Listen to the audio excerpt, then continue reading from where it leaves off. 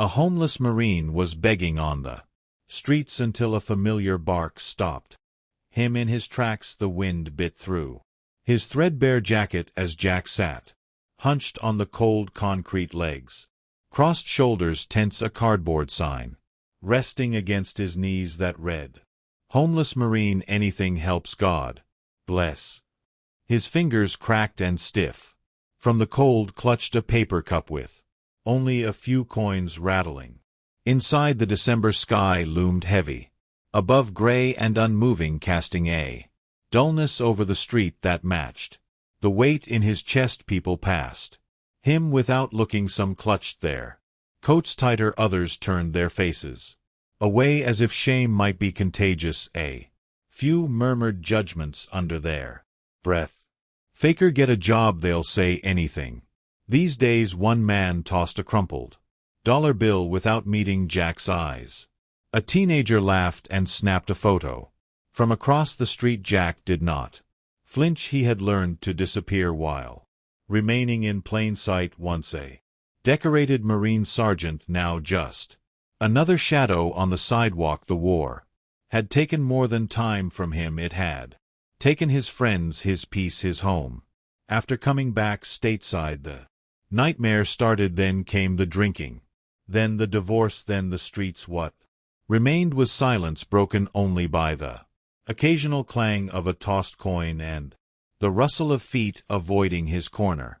And then it came, a sound that didn't belong, a bark, not just any bark, strong, sharp, familiar, a sound from a world he had buried deep inside himself. It cut through the city noise, through the buzz of traffic and distant horns, slicing into Jack's memory like a blade. He lifted his head, another bark, closer now.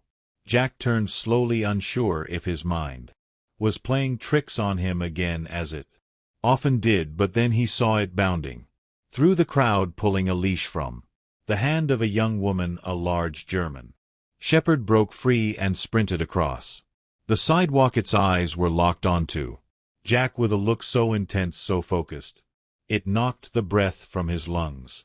Jack's vision blurred. The shepherd's fur was darker now, thicker, but the way it moved, the strength in its stride, the tilt of its ears, the scar across its left flank was unmistakable. That scar had been from Kandahar during the improvised explosive device sweep that was blazed. Jack barely had time to react before the dog was upon him. Blah! One let out a high-pitched, excited cry as he jumped into Jack's lap, tail wagging furiously, tongue out, whimpering and barking at once. The cup spilled, coins scattered, but Blay did not care. He pushed his face into Jack's chest, nuzzling, crying, pawing at him as if trying to make sure it was really him. Jack froze, then like a dam breaking, the tears came, loud aching sobs racked his body. He buried his face into Blaz's fur, wrapping his arms around the dog, shaking as memories came flooding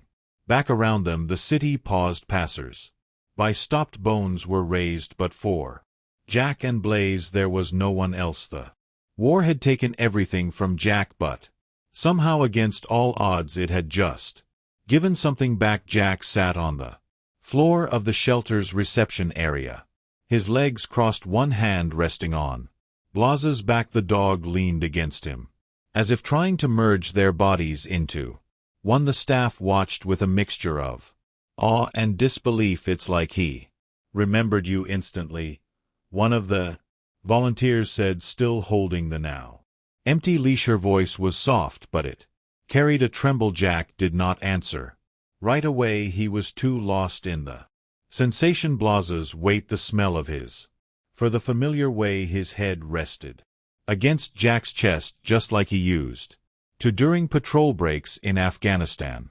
"He did more than remember me," Jack finally said. "He saved my life more than once." He looked up and saw the volunteers' questioning eyes, so he told them Blah One had been his partner in Kandahar, an elite military working dog trained to sniff out explosives, track hostiles, and stay calm under fire. But to Jack, Blay had been much more, a constant companion, a steady presence in the chaos of war, a Fellow soldier Jack described the day.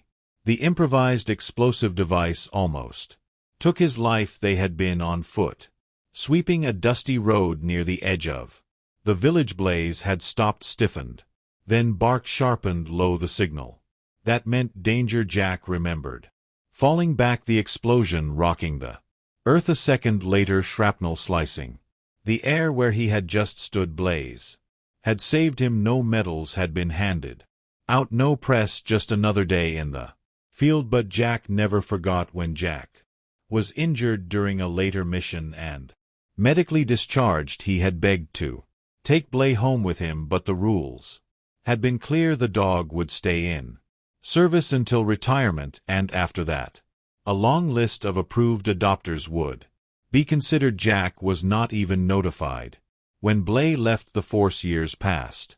Jack spiraled. Post-traumatic stress disorder kept him awake at night, and the streets became his reality. He often thought of Blaze, wondered where he had ended up. He never imagined this moment, sitting here side by side again. The shelter staff explained what they knew. Blaze had been adopted by a family out in the suburbs, but after a year they gave him up. Too anxious, they said, would not settle from there. Blaze bounced between homes. Eventually he ended up at this no-kill shelter. They had been trying to find him a permanent placement for months. He never connected with anyone, the volunteers said, until now. Jack was allowed to visit every day that week. Each time he arrived, Blaze wagged his tail so hard it thumped against the kennel walls. He would spin in circles, then press his body against the gate, whining until Jack was let in. When they sat together, Blaze would rest his head in Jack's lap and close his eyes, peaceful in a way the staff had never seen before.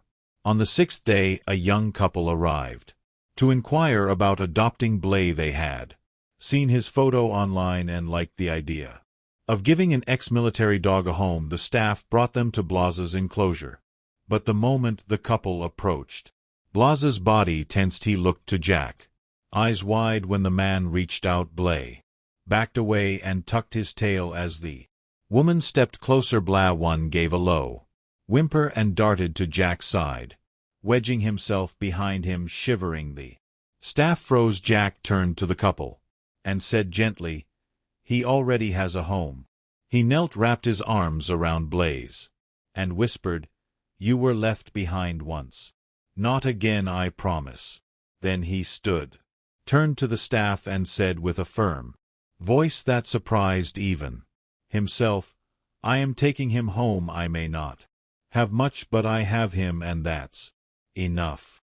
The day Jack officially signed the adoption papers, the shelter staff clapped. Some even wiped away tears. Blaze, tail wagging in a wide arc, didn't need the paperwork to know he had already chosen Jack, and now Jack had chosen him back with the help of a veteran outreach worker who had seen the reunion video making rounds online. Jack was placed into a transitional housing program for former service members. The facility was clean, modest, and most importantly dog-friendly. It was the first real bed Jack had slept in for months, and Blaze claimed the corner beside it without hesitation. At night, when the memories crept back in, cold sweat soaked Jack's sheets, Blaze would rise quietly, nudge Jack's arm with his nose, and rest beside him until the shaking stopped. When Jack hesitated to leave the room in the morning, Blaze would pace at the door, leash and mouth insisting they walk. The routine began to rebuild. Jack, morning walks, shared meals, deep breaths that no longer trembled as much. He was eating again, laughing. Sometimes word of their story spread. A counselor at the shelter suggested Jack and Blaze visit a local veterans recovery center to share their journey. Jack was hesitant at first. He had spent so long fading into the background of life that stepping into a spotlight felt terrifying. But Blaze was already waiting at the door, ears perked, tail ready. They started small. One talk, then two. Blaze would sit beside Jack during each Session calm and alert his presence. Grounding not just for Jack but for the other veterans too, some of the younger vets newly returned from deployments raw. With grief and confusion began opening up. They trusted Blay, they followed his lead. Soon the center suggested Blah 1B. Trained as an official therapy dog, he passed the certification easily. Where once he had detected explosives, now he detected something deeper, pain buried behind tough eyes, shame hidden behind sarcasm, isolation masked as pride. He would rest his head gently on the knee of a silent soldier or curl beside someone too broken to speak. His gift was not loud, it was presence. Jack started volunteering full-time at the center.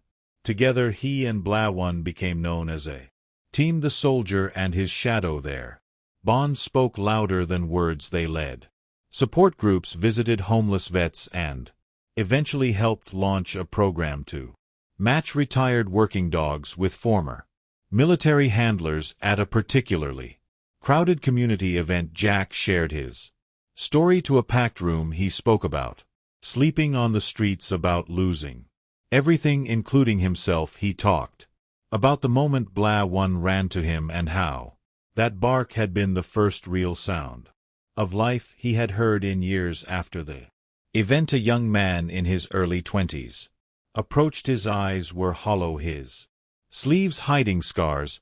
I was going to end it, he said, voice shaking. I had the plan, I had the letter, but then I saw your video. You and Blaze, you were gone. Man, just like me, but you came back. Jack did not respond with a speech. He just reached out and placed a hand on the man's shoulder. Blay, as if on cue, stepped forward and pressed his head into the man's hip. I stayed, the young man whispered, tears falling, because if you could come back, maybe I can too.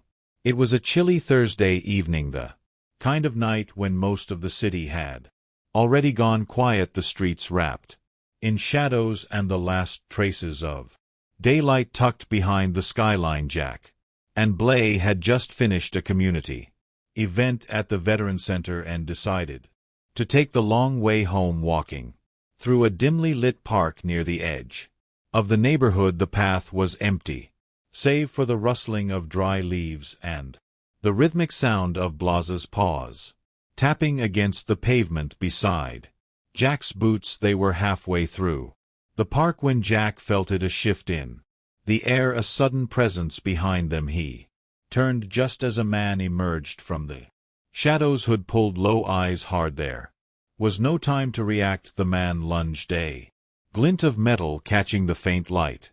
Wallet now, the stranger barked, voice tense. Jack instinctively raised his hand, stepping backward. We don't want trouble, he said, trying to stay calm. The man shoved Jack hard. He stumbled and hit the ground, pain shooting through his side, and then before Jack could process anything else, Blaze was in motion. The German Shepherd launched forward, teeth bared, barking with a fury Jack had not heard since the war. He collided with the attacker mid-lunge, knocking the knife from his grip. The man screamed, trying to shake Blaze off, but the dog held firm, jaws locked around the man's wrist, body planted low and unyielding. Blaze, Jack shouted, struggling to his feet, but the managed to free one hand, striking Blay hard with a hidden object. Blah 1 yelped, faltered, but did not let go. Blood darkened his fur. Sirens wailed in the distance. Someone had called it in. The attacker tried to flee, but Blaze lunged again, tackling him into the grass and pinning him until flashing lights bathed the scene in red and blue. Police officers swarmed in, weapons drawn, ordering the man to the ground. An officer knelt beside Blay, carefully prying him off. The suspect, Blah 1's legs wobbled. He collapsed. No, no, no, Jack murmured, dropping beside him, cradling his bloodied side. Stay with me, buddy, please. Paramedics loaded Blaze onto a stretcher made for K9, rushing him to the emergency animal hospital with sirens blaring once more, this time for a different kind of hero. Jack sat in the Waiting room, his hands covered in dried blood, heart pounding. He did not care about the attacker or his own bruises. Only one thought looped through his mind. Not again, I can't lose him again. Blaze underwent emergency surgery. The blade had punctured muscle and grazed a lung. It was close, too close. Jack was allowed to see him once he came out of anesthesia. The room was quiet, filled with the soft hum of machines. One lay, still bandaged and sedated, an oxygen tube tucked at his side. Jack pulled a chair close, reached out and gently wrapped his fingers around Blaze's paw. You saved me again, he whispered, voice cracking. You always do, but now it's my turn. I'm not going anywhere, not now, not ever. News of the attack and Blaze's bravery spread quickly. Local news stations ran the story, and soon after, national outlets picked it up. Donations poured in to cover Blaze's medical bills. Children sent hand-drawn cards. Veterans left messages of gratitude. People who had never met them wrote letters saying Blaze had reminded them what courage looked like. But Jack did not care about the cameras or the headlines. He stayed by Blaze's side every single night, refusing to leave the hospital until his best friend was out of danger, because years ago on a battlefield half a world away, Blaze had refused to leave him behind, and now in a quiet room lit by the steady beeping of hope, Jack was making the same vow in return. Blaze recovered slowly, but with the same quiet determination that had always defined him. The wounds healed, though a faint scar remained along his side, a lasting reminder of a night when he once again placed himself between danger and the man he loved. Jack, true to his word, never left his side. He slept in a chair beside Blaze's recovery bed for nearly 2 weeks, waking every few hours just to whisper, "You're safe now."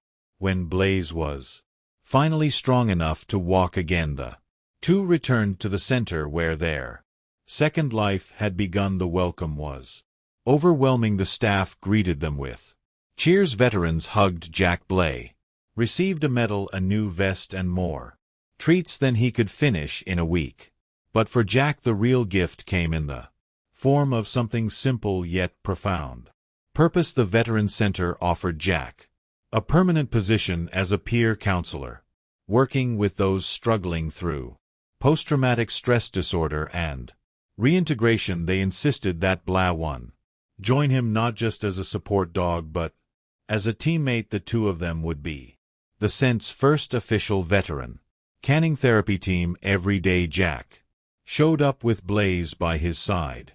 Together they listened to stories of pain, of loss, of silent battles that never made the news, and together they offered something those stories rarely included: hope. Their story caught the attention of more than just local communities. Major news outlets featured segments on the homeless veteran and the dog who found him. A documentary crew followed them for a short time. Letters poured in from across the country, people who had lost their way, people who had nearly given up, thanking them for reminding the world that healing is possible. Encouraged by the outpouring of love, Jack began writing. What started as journaling turned into something more. His memories, his pain, the war, the streets, the bark that changed everything.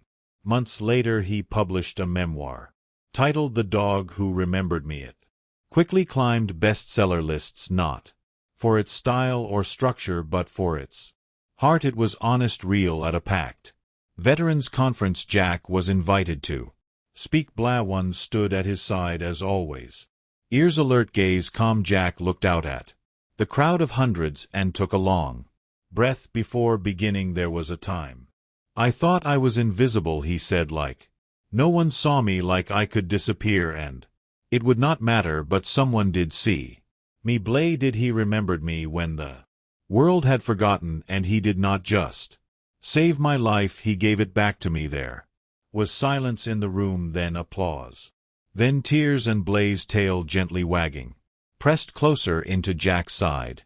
Sometimes saving one soul saves two, and sometimes in the unlikeliest places, on cold streets, in dark parks, between broken people and lost animals, hope finds its way home. If this story touched your heart the way Blah One touched Jack's life, imagine how many more untold stories of love, loyalty, and second chances are still out there waiting to be shared at Amazing Paws Stories. We bring you real emotional journeys like this one, stories that remind us that sometimes the ones we rescue are the ones who end up rescuing us. Subscribe to Amazing Paws Stories to never miss a moment of inspiration, healing, and the incredible bond between humans and animals. Hit that subscribe button, share this story with someone who needs a little hope today, and remember, every paw print leaves a mark on the heart.